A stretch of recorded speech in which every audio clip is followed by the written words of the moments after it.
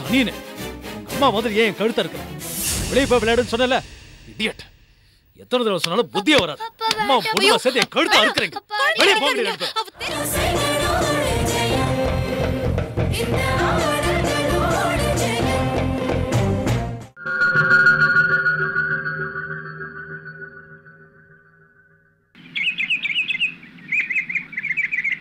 மாமா, நீங்க இன்னைக்கு ஆசையா நகை வாங்கிட்டு வந்திருக்கேள். ரொம்ப நன்றி. ஆனா நான் சொல்றத கேட்டு என் மேல வருத்தப்படக்கூடாது. நேக்கு இதெல்லாம் ரொம்ப பிடிச்சிருக்கு. ஆனா இதெல்லாம் போட்டுக்கிறது ஆடம்பரம்னு நேக்கு படுறது. ஏன் மாமா இவ்ளோ ஆடம்பர நகையெல்லாம் நேக்கு எடுத்துன்னு வந்திருக்கேன்? என்ன பொண்ணுமா நீ? நகையை வெறுக்கிற முதல் பொண்ணு நீயாதான் இருப்ப. கௌசி, இப்படி எல்லாம் பேசக்கூடாதுமா.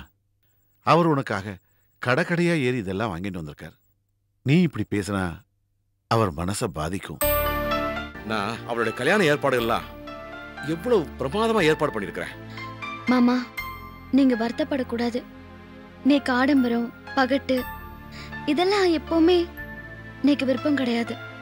கல்யாணங்கிறது ரெண்டு மனுஷங்களோட ஒப்பந்தம். அந்த அக்ரிமெண்ட்டை அக்னி சாட்சியா பண்ணிக்கிறேன், அவ்வளவுதான்.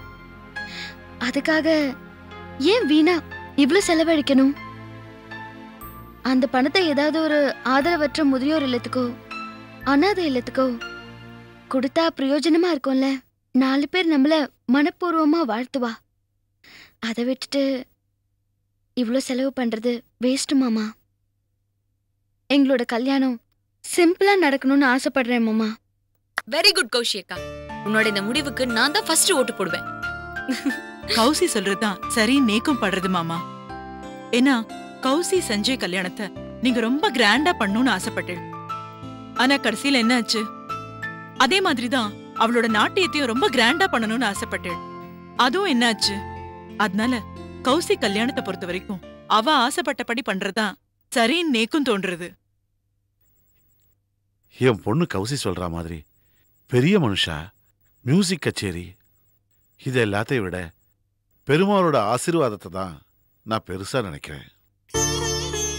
கௌசி கல்யாணத்தை இந்த ஊரே மெச்சுற மாதிரி சிறப்பா நடத்தணும்னு நினைச்சேன். ஆனா கௌசிக்கு அதுல இஷ்டம் இல்லைன்னு தெரிஞ்சு போச்சு.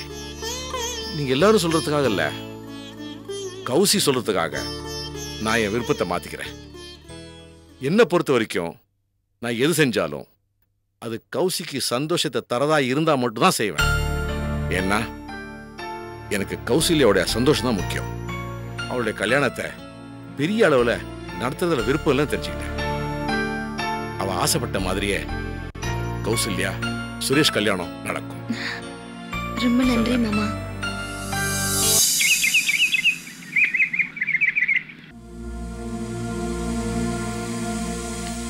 சரி மாமா, இந்த பேப்பர்ஸ்ல அர்ஜென்ட்டா உன் கையெழுத்து தேவைப்படுது. அதான் நானே கையோட எடுத்துட்டு வந்துட்டேன். ஓகே மாமா, படிச்சு பார்த்துட்டு என்ன ஏதுன்னு நீங்க ஆபீஸ் போறதுக்குள்ள கையெழுத்து போட்டு தரேன். சரி, இந்த பேப்பர்ஸ்ல நான் தான் எடுத்துட்டு வந்திருக்கேன். தாராளமா கையெழுத்து போடலாம், ஒன்றும் தப்பு இல்லை.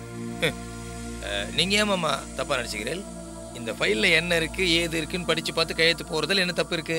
அதுவும் இல்லாம நான் கொஞ்ச நாள் ஆபீஸ் பக்கமே வரல. அங்க என்ன நடக்குது ஏது நடக்குதுன்னு கரண்ட்ல தெரிஞ்சுக்கலாம் இல்லையா? அதான் சொன்னேன். அதான் பர்சனலா நான் தான் ரெடி பண்ணேன்னு சொல்றேன் இல்லையா? சரி, என் மேல் நம்பிக்கை இல்லை உனக்கு? இல்ல மாமா, நம்பிக்கை இல்லைங்கிறது இல்ல மாமா. உங்க பாயிண்ட் ஆஃப் வியூல சரிங்கிறது என் பாயிண்ட் ஆஃப் வியூல தப்பா தெரியலாம். என் பாயிண்ட் ஆஃப் வியூல சரிங்கிறது உங்க பாயிண்ட் ஆஃப் வியூல தப்பா தெரியலாம். ஸோ படிச்சு பார்த்து கையெழுத்து போடுறது கம்பெனிக்கு பெட்டர் இல்லையா? அதான் சொன்னேன்.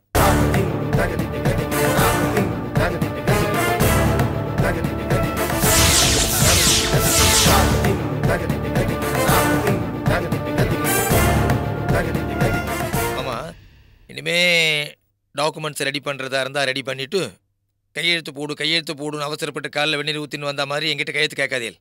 இனிமே எதுவா இருந்தாலும் நம்ம 2 பேரும் சேர்ந்து டிஸ்கஸ் பண்ணி கையெழுத்து போறது நல்லது. என்ன நான் சொல்றது மாமா? ஓகே மாமா? ஓகே.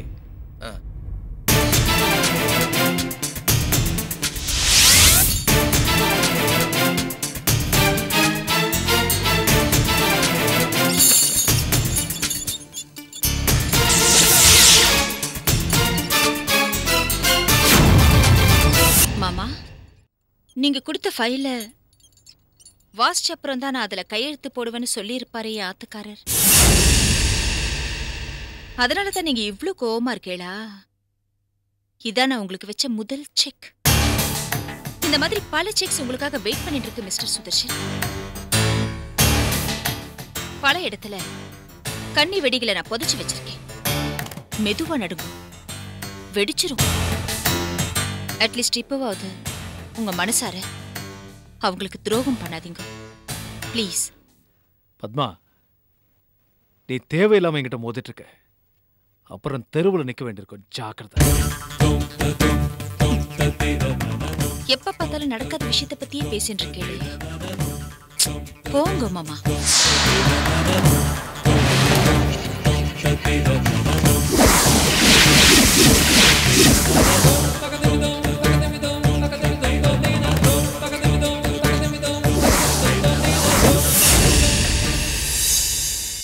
நம்பூதிரிவாள், நீங்க சொன்ன மாதிரி என் பொண்ணு கௌசல்யா விஷயத்துல எல்லாம் நடந்துடுச்சு.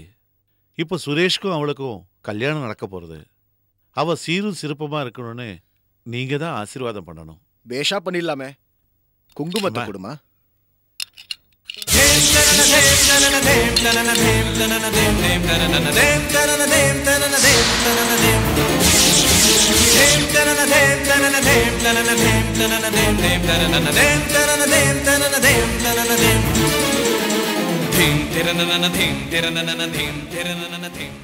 ஐயோ, ஆசி வழங்கரைச்சே குங்கும சிவள் கீழே விழுந்துடுத்தேன். எனக்கு மனசு கஷ்டமா இருக்கு. இது ஏதோ அபசக்கணமா படுறதே. லைஃப்னாலே தவறானது சரியானது, துக்கம் சந்தோஷம் இதெல்லாம் மாறி மாறி வருன்றது இயல்பு தானே. ஏதோ கை தவறி விழுந்துட்டது. கௌசல்யா நன்னா இருப்பா. பெண்குட்டி நல்லா இருக்க என்ற குருவாயிருப்பன் அருள் செய்யும். நான் வரட்டேன். ஐயோ அப்பா, நீங்க எதுக்கும் கவலைப்படாதீங்க. கௌஷி அக்கா வாழ்க்கை நன்னா அமைய போறது. அவ நன்னா இருப்பா. உங்களை தேவை இல்லாம குழப்பறதுக்குன்னு இந்த நம்பூதிரி ஆத்துக்கு வந்திருக்கார். அம்மாடி, நேக்கு மனசே சரியில்லைம்மா. நம்பூதிரி ஆசீர்வாதம் பண்ற நேரத்துல இப்படி ஆயிடுச்சேம்மா. நேக்கு பயமா இருக்குமா. கௌசி இவ்வளவு நாள் பட்டது போதுமா. அவன் நன்னா இருக்கணும்மா.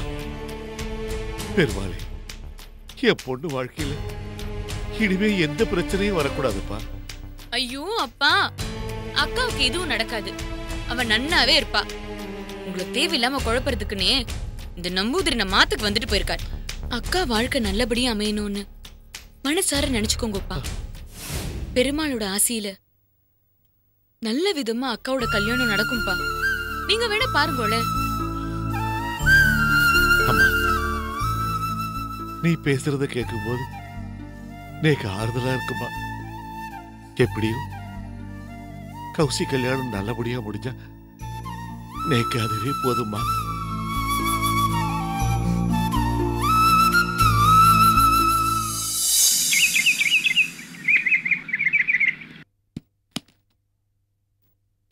இப்போ கிளம்பிடுவேன். 5 minutes கிளம்பிடுவேன். ஓகே. ஏ கிருஷ்ணா, பால் விளையாட இதுவும் ஆயிடும். வெளியே போய் விளையாடு.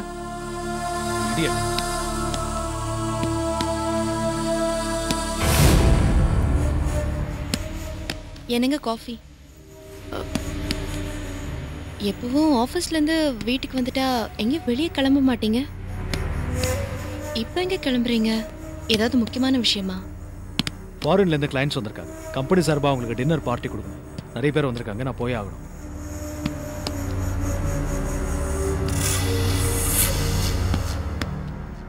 நீயே இதெல்லாம் கேட்குற? எப்போல இந்த புது பழக்கம்? கேட்கக்கூடாதுமா. நான் எங்க போனா உனக்கு என்ன? கேட்கக்கூடாது சரிதானே? வாயை பொத்திக்கிட்டு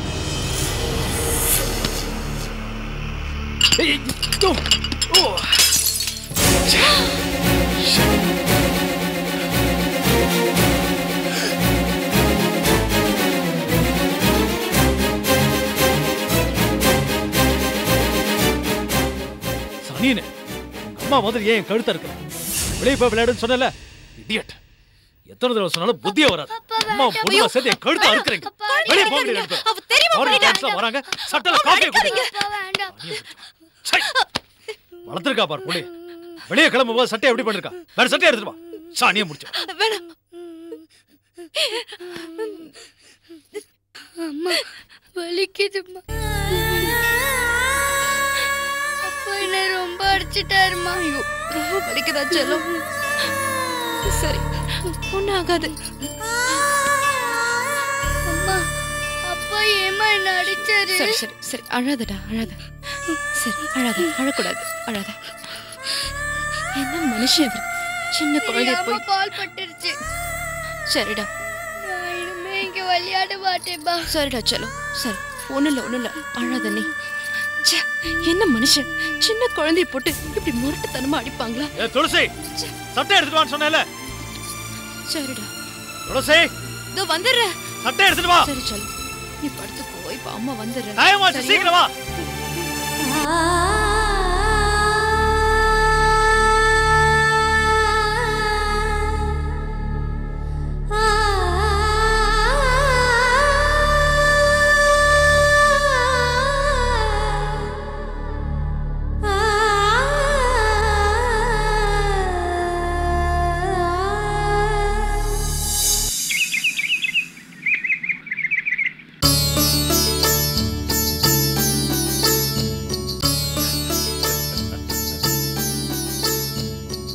முதல்ல நானும் டாக்டர் கோபாலும் உங்க வீட்டுக்கு வந்து சம்பந்தம் பேசணும். அப்புறம் நீங்க சுரேஷ் அழைச்சிக்கிட்டு அவங்க வீட்டுக்கு போய் தெளிவா பேசி முடிவு பண்ணிட்டீங்க. ஆனாலும் கௌசல்யா அப்பாவுக்கு இங்கே உங்களை பார்த்து முறையா கல்யாண விஷயமா பேச வேண்டிய விஷயங்கள் பேசலைங்கிற குறை அவர் மனசுல இருந்தது. அதனால நானே வாங்க என்ன பேசணுமோ அதை பேசிக்கலான்னு சொல்லி கூட்டு வந்தேன். நீங்க வந்ததுல எங்களுக்கு பரிபூர்ண சந்தோஷம்.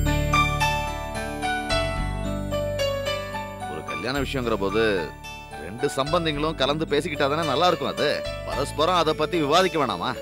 அப்பதானே கல்யாணமும் ஒரு களை கட்டும். என்னங்க இது? உங்க வீட்டுல எல்லாரும் இவ்வளவு அநியாயத்துக்கு நல்லவங்களா இருக்கீங்க. உங்க பையன் சுரேஷ் தான் நல்லவன்னு பார்த்தா அவங்க அப்பா நீங்க அவனை விட அநியாயத்துக்கு நல்லவரா இருக்கீங்க. டாக்டர் சொன்ன மாதிரி நீங்க எல்லாருமே ரொம்ப நல்ல மனுஷாலா இருக்கீங்க. என் பொண்ணு கௌசி இந்த வீட்டுல மாட்டு பொண்ணா வாழ கொடுத்து வச்சிருக்கணும். என் மனசு உங்க கூட பழகிறச்சே ரொம்ப சந்தோஷமாவும் ரொம்ப லேசாவும் இருக்கு. கௌசி கொடுத்து வச்சவ இந்த ஆத்துக்கு மாட்டு பொண்ணா அவ வாழ வந்தான்னா ரொம்ப சந்தோஷமா இருப்பான். உங்களெல்லாம் பார்க்கும்போதே எனக்கு நன்னா தெரியறது.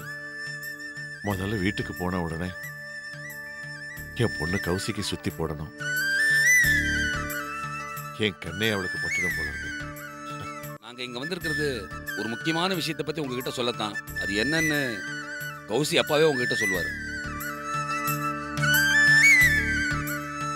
எப்பவுமே கௌசல்யா பகட்டான வாழ்க்கை, ஆடம்பரம் இதெல்லாம் விரும்ப மாட்டான். கற்ற சேலையை கூட குறைஞ்ச விலையில சாதாரணமா இருந்தா போதும்னு நினைக்க கூடியவன். அதிகமா நகை மேல ஆசைப்படுறது இதெல்லாம் கூட அவளுக்கு பிடிக்காது. ராஜரத்னம் கூட இந்த கல்யாணத்தை சிறப்பா செய்யணும்னு சொன்னாரு. ஆனா நானும் என் பொண்ணு கௌசியும் எதுக்கு இதெல்லாம் சிம்பிளா இருந்தா போதும்னு சொல்லிட்டோம். அதுல அவருக்கு உடன்பாடு இல்லதான். ஏன்னா அவருக்குள்ள உள்ள மன வருத்தம் என்னன்னா, சஞ்சய்க்கும் கௌசிக்கும் ஏற்பட்டு போன கல்யாணம் பல விதத்துல நிறைவேறாம போயிடுச்சு. அதனால அவருக்கு என்னன்னா, இந்த கல்யாணத்தை சஞ்சய்க்கு நடத்துற மாதிரி சிறப்பா நடத்தணும்னு ஆசை. ஆனா அதுல எனக்கு விருப்பம் இல்லை. சிம்பிளா எளிமையான முறையில இந்த கல்யாணம் நடத்துறதுதான் நேக்கு விருப்பம். உங்களுக்கு இதுல ஒன்றும் ஆட்சேபணம் இல்லையே. என்ன கல்யாணம் சிம்பிளா பண்ணணுமா? கல்யாணம் சிம்பிளா பண்ணா எங்க கௌரவம் என்ன ஆகுறது? அது மாத்திரம் இல்ல, கல்யாண செலவெல்லாம் ராஜரத்னம் சார் தான் பண்ண போறார். நம்ம 2 வீட்டாருக்கும் எந்த செலவும் இல்ல. அப்படி இருக்கறச்ச எதுக்காக சிம்பிளா பண்ணணும்? அம்மா, நீ கொஞ்சம் சும்மா இருக்கியா? இங்க பாருங்க மாமா, கல்யாணங்கிறது கிராண்டா நடத்தினாலும் சிம்பிளா வீட்டுல விளக்கு முன்னாடி நடத்தினாலும் எப்படி நடத்தினாலும் கல்யாணம் கல்யாணம் தான். அம்மாவையும் அப்பாவையும் நான் சமாதானப்படுத்திக்கிறேன். இந்த கல்யாணமே கௌசல்யா சந்தோஷத்துக்காக தான் நடக்கிறது. கல்யாணம் எப்படி நடக்கணும்னு முடிவு பண்ண வேண்டியது கௌசல்யா மட்டும்தான். என்னை பொறுத்த வரைக்கும் கௌசல்யா எடுத்த முடிவு ரொம்ப சரியான முடிவுன்னு நான் நினைக்கிறேன். அப்புறம் என்ன, சுரேஷே கௌசி சொன்னதுக்கு ஓகே சொல்லிட்டாரே, அப்புறம் அவங்க இஷ்டப்படியா கல்யாணத்தை நடத்திடலாம். அப்ப நாங்க வரட்டுமா? வாங்க. வரேம்மா. வாங்க. நாங்க வரோம். அம்மா, நான் கொஞ்சம் வாசல் வரைக்கும் போய் வழி அனுப்பிட்டு வரேன். என்னன்னா, இந்த ராஜரத்னம் சார் செலவு பண்ண தயாரா இருக்கார். கௌசி அப்பா வேண்டாங்கிறார். இவனை பார்த்தேளா? இப்பவே அவ பக்கம் சாஞ்சுட்டான். அலமோ, சுரேஷ் ஒன்னும் சின்ன பையன் இல்லடி, நானும் தெரிஞ்சவன். வாழ போறவன் அவன் தானே. அவனோட கல்யாணம் எப்படி இருக்கணும்னு அவனே முடிவு பண்ணட்டும். பெரியவங்க நாம ஆசீர்வாதம் பண்றதோட வச்சுக்குவோம். அதான் நல்லது. பெத்தவா நமக்கு அழகு.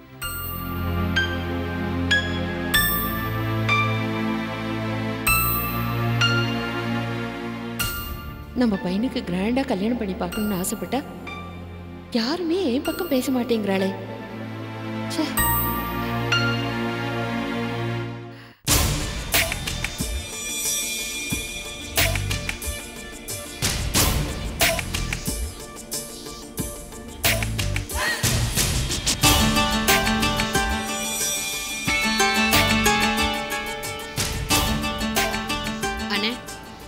ஏன் இப்படி தனியா மொட்டை மாட்டில உட்காந்துட்டு இருக்க? வாழ்க்கையில தான் மேல வர முடியல, அதான் இப்படி மேல உட்காந்துக்கிட்டு இருக்கேன். என்னாச்சுன்னு? நீ இப்படிலாம் வெறுத்து பேச மாட்டியே, என்னாச்சுன்னு சொல்லு. என்னத்தம்மா சொல்றது? ஆரம்பத்துல இருந்து ராஜரத்னத்தோட சொத்தை நாம் அடையறதுல ஏகப்பட்ட தடங்கள். ஒவ்வொரு முயற்சியிலையும் நாம தோத்துக்கிட்டே வரோம். சுரேஷுக்கும் கௌசிக்கும் கல்யாணம் நடத்தி தன்னோட சொத்து பூராவையும் கௌசி பேர்ல எழுதி வைக்கணும்னு அந்த ராஜரத்னம் முடிவு பண்ணாரு. அவரோட சொத்து நமக்கு வேணும்னா கௌசியை போட்டு தள்ளணும்னு முடிவு பண்ணனா ரொம்ப முயற்சி பண்ணி கல்யாண மண்டபத்திலேயே கௌசியை போட்டு தள்ள பக்காவா ஒரு பிளானை ரெடி பண்ணி வச்சேன். அது அந்த கௌசி பாழாக்கிட்டாமா. என்னென்ன சொல்ற? ஆமாம்மா, அந்த கௌசல்யா தனக்கு பெரிய அளவுல கல்யாணம் பண்ண வேண்டாம், ரொம்ப எளிமையா கல்யாணத்தை நடத்திடுங்க, அது போதுன்னு ராஜரத்னத்துக்கிட்ட சொல்லிட்டா. இப்போ என்னோட மொத்த திட்டமும் வீணா போயிடுச்சுமா.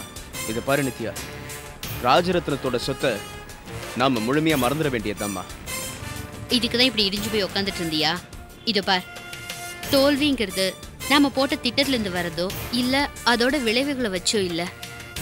நாம என்னைக்கு பயப்படுறோமோ அன்னைக்கே தோல்வி அடைஞ்சிடுறோம். புரிஞ்சுதா? என்ன நித்யா, நம்ம திட்டத்துல ஜெயிச்சிருவோமா? ராஜரத்னத்தோட சொத்து பூராவும் நமக்கு வந்துருமா? கண்டிப்பா. பெரிய மண்டபத்தில் தான் கல்யாணம் நடந்து அங்கதான் கௌசல்யாவை தீத்து கட்டணும்னு நினைக்காத. சின்ன கோவில நடந்தா கூட அங்கேயும் கௌசல்யாவை தீத்து கட்ட வழி இருக்கு.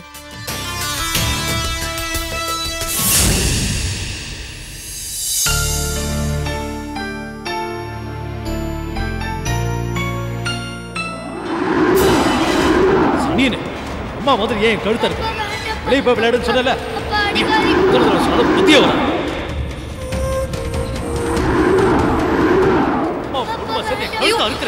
வெளியே போங்க.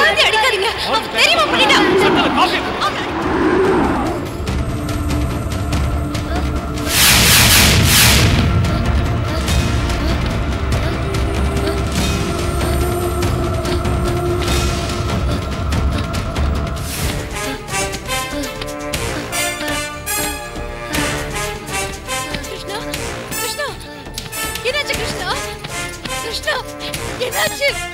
கிருஷ்ணா, கிருஷ்ணா, கிருஷ்ணா, என் குழந்தைக்கு என்னாச்சு? பத்மா, பத்மா, இங்க வா பத்மா. என்னாச்சு குழந்தைக்கு?